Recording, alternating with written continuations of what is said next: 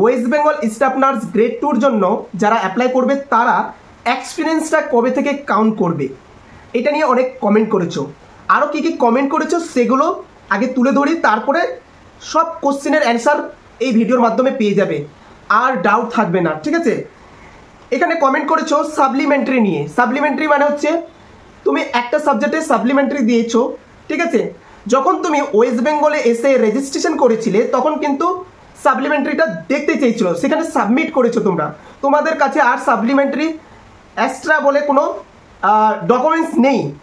তোমাদের মার্কশিটের মধ্যে ওখানে লেখা থাকবে যে তুমি সাপ্লিমেন্টারি দিয়েছো, যেহেতু তোমাদের আলাদা করে মার্কশিট দেয় না, একটা মার্কশিটের মধ্যে তোমাদের সেই সাপ্লিমেন্টারিটা থেকে যায়। তো এখানে কোশ্চেন করছো যে দাদা অ্যাপ্লাইয়ের সময় আমরা সাপ্লিমেন্টারি ডকুমেন্টস কী দেখাবো, আমাদের কাছে তো নেই। তারপরে কমেন্ট করেছো যে আমার কলেজে আইএনসি নেই, কিন্তু আমি ওয়েস্ট বেঙ্গলের রেজিস্ট্রেশনটা পেয়ে গেছি, আমি কি অ্যাপ্লাই করতে পারবো, ঠিক আছে। সব কোশ্চেনের অ্যান্সার দিব, আগে দেখো কোশ্চেনগুলো। তারপরে কমেন্ট করেছো এক্সপিরিয়েন্স সার্টিফিকেট সম্পর্কে, যে কারো কাছে এক্সপিরিয়েন্স সার্টিফিকেটটা আছে কিন্তু তার মেমো নম্বর নেই, ঠিক আছে, বা অথবা রেজিস্ট্রেশন নাম্বার নেই, ঠিক আছে। তো এটা কি অ্যাকসেপ্ট করবে এই এক্সপিরিয়েন্স সার্টিফিকেটটা? আমি অ্যান্সার দেবো। পরের কোশ্চেন কী করেছো জিএনএম এর নাম্বার সম্পর্কে, ঠিক আছে। জিএনএম এর নাম্বার বলতে যে দাদা জিএনএম এর যে নাম্বারটা সেটা আমরা কত দিয়ে আমরা ডিভাইডেড করব, মানে আমরা পার্সেন্টেজটা কিভাবে বের করব, ঠিক আছে। আর কোশ্চেন করেছো যে আমরা কি ইন্টার্নশিপের নাম্বারটা আমরা কি অ্যাড করব জিএনএম এর নাম্বারের সাথে। অনেক কোশ্চেন আমি বলছি এই ভিডিওর মাধ্যমে আমি সমস্ত তোমাদের যে ডাউট আছে সব ক্লিয়ার করে দিব, আর কোনো কোশ্চেন থাকবে না। এবার পরের কোশ্চেনটা এইচএসে এডিশনাল মার্ক অ্যাড করতে হবে, ঠিক আছে। এডিশনাল মার্ক মানে হচ্ছে এডিশনাল যে সাবজেক্ট।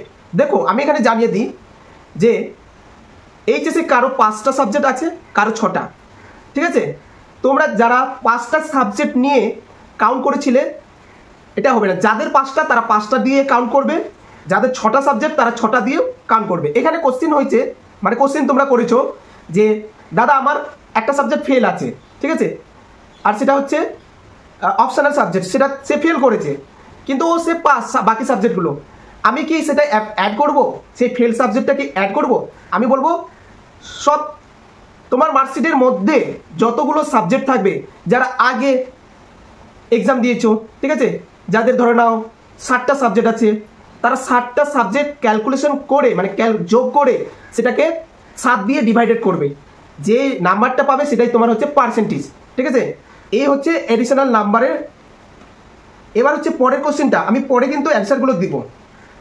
পরের কোশ্চেন কি করেছো রিসিপ্রোকাল সম্পর্কে কোশ্চেন করেছো।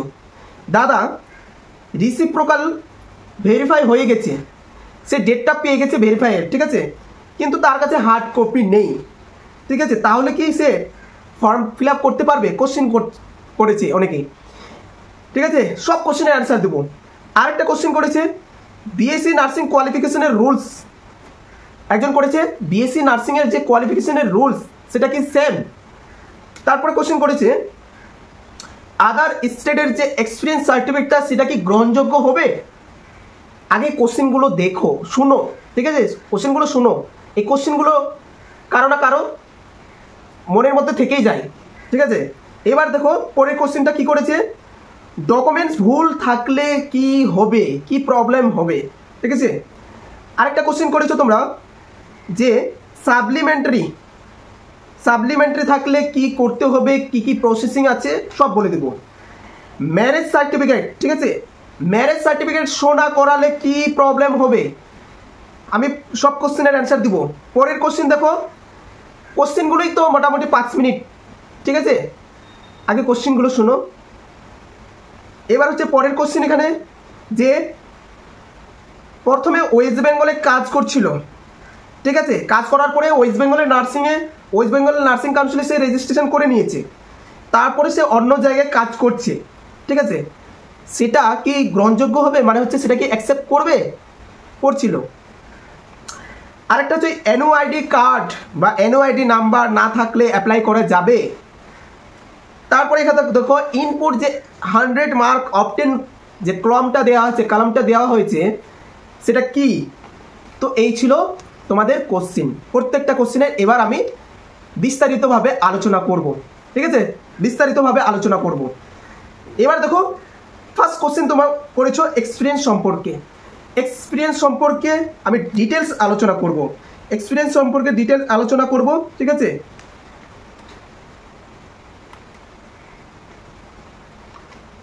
আচ্ছা, এক্সপিরিয়েন্সটা কবে থেকে কাউন্ট হবে?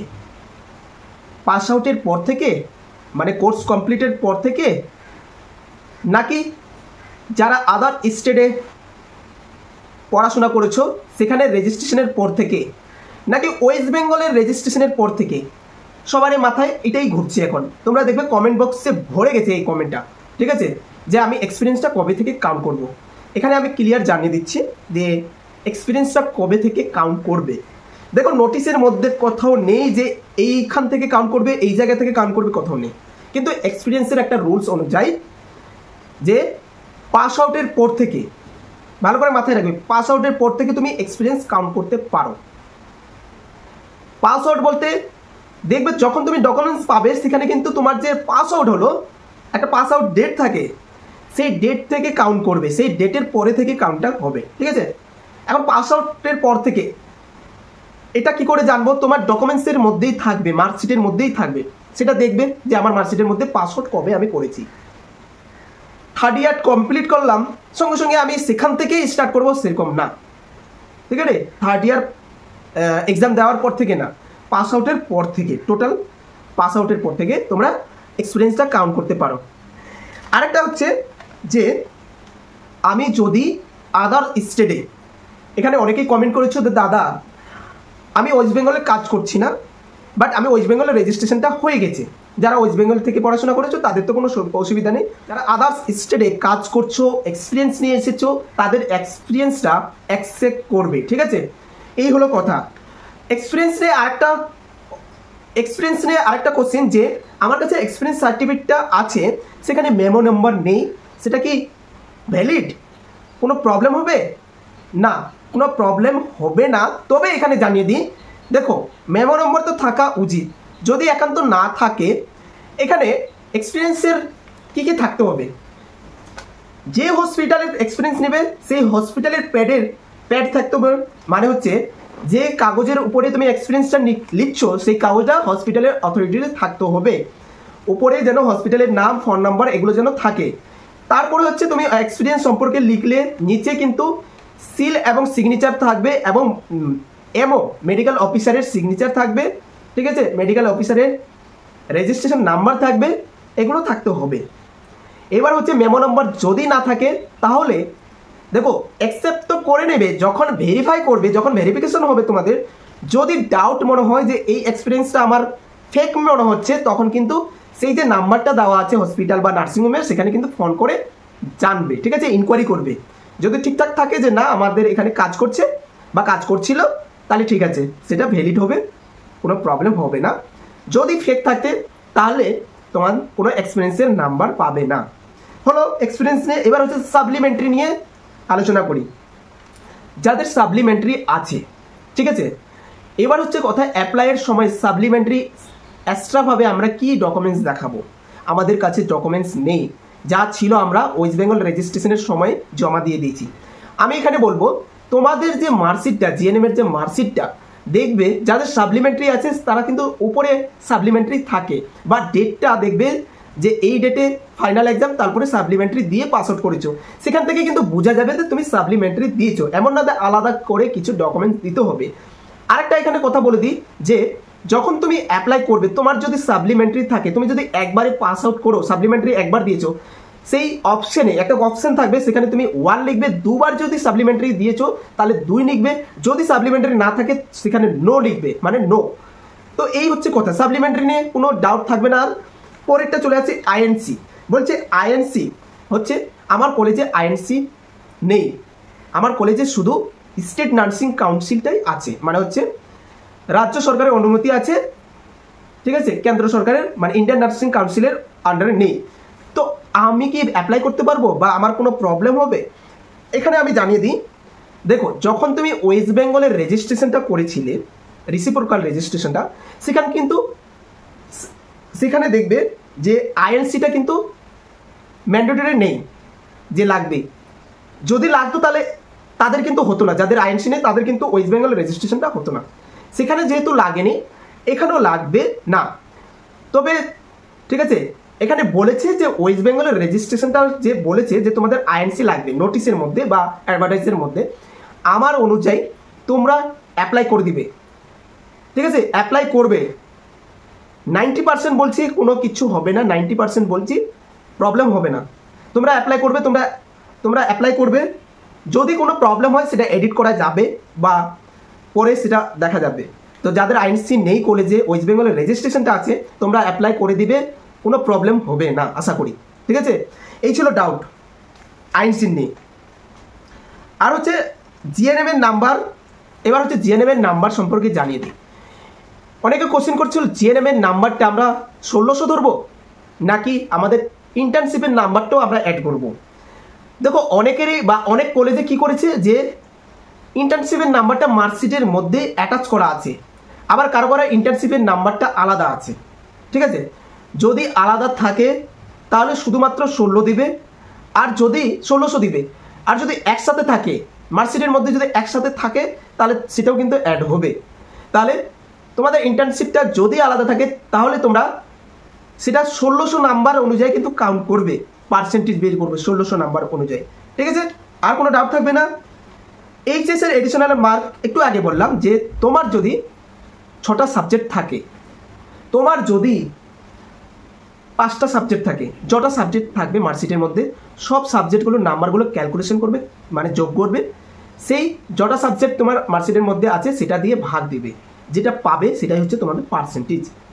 ঠিক আছে, যদি তুমি ফেল করে থাকো সেই নাম্বার, সেই ফেল সাবজেক্টও কিন্তু অ্যাড করতে হবে।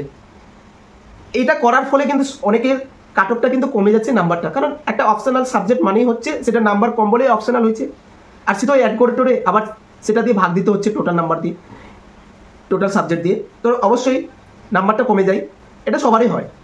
তো আর কোনো ডাউট থাকবে না। এবার হচ্ছে রিসিপ্রোকাল রেজিস্ট্রেশনের সম্পর্কে আলোচনা করছি। যে রিসিপ্রোকাল রেজিস্ট্রেশনের ভেরিফাই একটা ডেট পেয়ে গেছে, মানে ভেরিফাই হয়ে গেছে, হার্ড কপিটা নেই। হার্ড কপি এখানে লাগবে, তবে আমার সাজেশন অনুযায়ী আমি যেভাবে বলছি সেইভাবে তোমরা কিন্তু কাজগুলো করবে। ঠিক আছে, ভুল করবে না। তোমার কাছে হার্ড কপি নেই, তুমি অ্যাপ্লাই করে দিবে। ঠিক আছে, যে কপিটা আছে সেটা দিয়ে তুমি অ্যাপ্লাই করে দিবে। এবার হচ্ছে এটা দিয়ে কিন্তু হয় না, হার্ড কপি লাগবেই। তোমার কাছে নেই। এবার হচ্ছে এখানে দেখো যে অ্যাপ্লাই ডেটটা 13 তারিখ থেকে 3 তারিখ অবধি আছে। এই তারিখের মধ্যে তুমি যদি অ্যারেঞ্জ করে নিতে পারো, 2 নম্বর কথা যে এখানে কিন্তু এই যে অ্যাপ্লিকেশনের ডেটটা এক্সটেন্ড হতে পারে। ঠিক আছে, শর্টকাট ডেট দিয়েছে, আরও একটু যেতে পারে, হলো কথা। এবার জানিয়ে দিই, তোমরা অ্যাপ্লাই করে দিবে। অ্যাপ্লাই করার মধ্যে এই অ্যাপ্লিকেশনের টাইমিংয়ের মধ্যে তুমি যদি হার্ড কপি পেয়ে যাও তাহলে তুমি এডিট করতে পারবে, এডিট করে আবার হার্ড কপি দিয়ে রিসাবমিট করে দিবে, কোনো অসুবিধা নেই। আবার আরেকটা কথা এখানে জানিয়ে দিই, তোমার কাছে অ্যাপ্লিকেশনের টাইম মতো আসলো না, মানে ধরনের অ্যাপ্লিকেশনের ডেট পার হয়ে গেলো, তুমি অ্যাপ্লাই করে দিয়েছো শুধু ওই ভেরিফাইড কপিটা দিয়ে, বাট এখানে তোমাদের জানিয়ে দিই যখন ভেরিফিকেশন হবে, ভেরিফিকেশন তো মোটামুটি 15-20 দিন বা 1 মাস পরে হয়। ঠিক আছে, তো এত দিনের মধ্যে যদি তোমার কাছে চলে আসে তখন পর্যন্ত তুমি কিন্তু এডিট করতে পারবে, এডিটের অপশন দিবে লাস্ট পর্যায়ে অনুযায়ী। ভেরিফিকেশনের সময় পর্যন্ত তুমি যদি আপডেট দিতে পারো, মানে আপলোড করতে পারো তোমার হার্ড কপি, তাহলে তোমার অ্যাপ্লিকেশনটা রিজেক্ট হবে না, নাহলে তোমার অ্যাপ্লিকেশনটা রিজেক্ট হয়ে যাবে। বাস ক্লিয়ার। আর এবার পরেরটাতে চলে আসি। বিএসসির কোয়ালিফিকেশনের রুলস সেম রুলস। এক্সপিরিয়েন্স না থাকলে অ্যাপ্লাই করতে পারবো? অনেকে কমেন্ট করেছে এক্সপিরিয়েন্সটা না থাকলে অ্যাপ্লাই করতে পারবো। হ্যাঁ, অবশ্যই পারবে, কোনো ডাউট নেই, অবশ্যই অ্যাপ্লাই করতে পারবে, কারণ তুমি এক্সপিরিয়েন্স দেখালে তোমার নাম্বার থাকবে, এক্সপিরিয়েন্স না দেখালে তুমি নাম্বার পাবো না, এটা নিয়ে কোনো প্রবলেম হবে না। পরেরটাতে চলে আসি। ডকুমেন্টস ভুল আছে, তাহলে আবার কি হবে? দেখো, ডকুমেন্টস ভুল মানে হচ্ছে ছোটোখাটো ডকুমেন্টস ভুল থাকলে কোনো অসুবিধা নেই, যেমন বাবার নাম, মায়ের নাম, অ্যাড্রেস, সামথিং অ্যাড্রেস, এগুলো যদি ভুল থাকে কোনো অসুবিধা নেই। কিন্তু তোমার মার্কশিটের মধ্যে, তোমার অ্যাডমিটের মধ্যে, তোমার যে রেজিস্ট্রেশনের মধ্যে এগুলোতে ভুল থাকলে তোমার কিন্তু আবার কিন্তু অ্যাপ্লিকেশনের রিসাবমিট করার অপশন দিবে, তোমার ক্যান্সেল আসবে, সেটা কী কারণে ক্যান্সেল হচ্ছে সেটাও তোমাকে জানিয়ে দিবে। ছোটো মোটো ভুল যেটা বললাম এটা কিন্তু পরে ঠিকঠাক করে নেবে, তো কোনো অসুবিধা নেই। যেগুলো ভুল বড় ধরনের সেটা কিন্তু হলে অ্যাপ্লিকেশনে রিজেক্ট হয়ে যাবে। ম্যারেজ সার্টিফিকেট শো না করালে কী হবে? দেখো, ম্যারেজ সার্টিফিকেট শো না করালে কী হবে, ধরো না তুমি তোমার ম্যারেজ রেজিস্ট্রি করে রেখেছো, তোমার এখনও কোনো অনুষ্ঠান হয়ে নিয়ে যাওয়া হয়নি বা যে সামাজিক বিবাহ হয় সেটা হয়নি, তো তুমি না দেখালেও কোনো অসুবিধা নেই যে তুমি ম্যারেজ আছো, ঠিক আছে? সেটা তুমি জব পাওয়ার পরে যখন HR ডিক্লারেশন হয় তখন তুমি আপডেট করে নিবে, এটা নিয়ে কোনো প্রবলেম হবে না, ঠিক আছে? যাদের আধার কার্ডে, যাদের ডকুমেন্টসে স্বামীর বা হাজব্যান্ডের নাম আছে তাদের কিন্তু ম্যারেজ সার্টিফিকেট দেখাতে হবে, আর যাদের আধার কার্ডে বা ডকুমেন্টসে নেই তারা না দিলেও চলবে, দিলেও কোনো অসুবিধা নেই, ঠিক আছে? ক্লিয়ার? পরেরটাতে বলি, কোশ্চেন ওবিসি নিয়ে অনেকের ডাউট আছে। যাদের ওবিসি সার্টিফিকেট ওল্ড আছে, ওল্ড মানে পুরাতন, তারা কি অ্যাপ্লাই করতে পারবে ওবিসি সার্টিফিকেট দিয়ে? তাদেরকে ভ্যালিড হবে? বা ওবিসির যে নিউ আপডেট এসেছে সেই অনুযায়ী আমাদের ওবিসি সার্টিফিকেট অ্যাপ্লাই করতে হবে? বা আমার ওবিসি এ ছিল এখন বিতে চলে গেছে আর আমি তো এখনও সেটাকে রেনুয়াল করিনি বা সেটা আপডেট করিনি, তো আমি কি করে ওবিসি সার্টিফিকেট আপডেট মানে অ্যাপ্লাই করব? এখানে জানিয়ে দিই, সময় আর বেশি দিন না।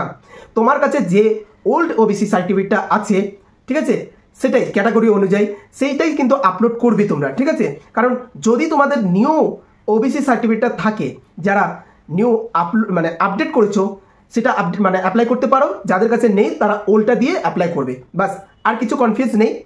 NUID কার্ড না থাকলে কি অ্যাপ্লাই করতে পারবো বা প্রবলেম হবে? না, কোনো প্রবলেম নেই। NUID কার্ডটা কোনো একটা ডেট দেওয়া হয়নি, তুমি জব পাওয়ার পরেও করতে পারো, ঠিক আছে? কোনো অসুবিধা নেই, বাট করে নেবে। এটা অনেকটা মানে কি বলবো, অনেকটা হেল্পফুল করে অন্যান্য ক্ষেত্রে। এখানে না থাকলেও কোনো অসুবিধা নেই NUID কার্ড। আর NUID কার্ডের কথা এখানে বলেনি। এই যে 100 নম্বরের যে অপটেন মার্কটা আছে এটা কিসের জন্য, ঠিক আছে? দেখো, 100 নম্বর আমাদের টোটাল যে নাম্বারটা হচ্ছে আমাদের 100, তাই অপটেন নাম্বার হচ্ছে আমাদের 100, সেটাকে 100ই দিতে হবে, পুট করতে হবে 100, ঠিক আছে? তো এই হলো আমাদের যে ডাউট, সেই ডাউটগুলো আমি ক্লিয়ার করার চেষ্টা করলাম। এর মধ্যে যদি আরও কোনো কোশ্চেন থাকে তোমরা কমেন্ট করবে, আমার এই ভিডিওর মাধ্যমে তোমরা কমেন্ট করবে, কমেন্ট বক্স ওপেন আছে।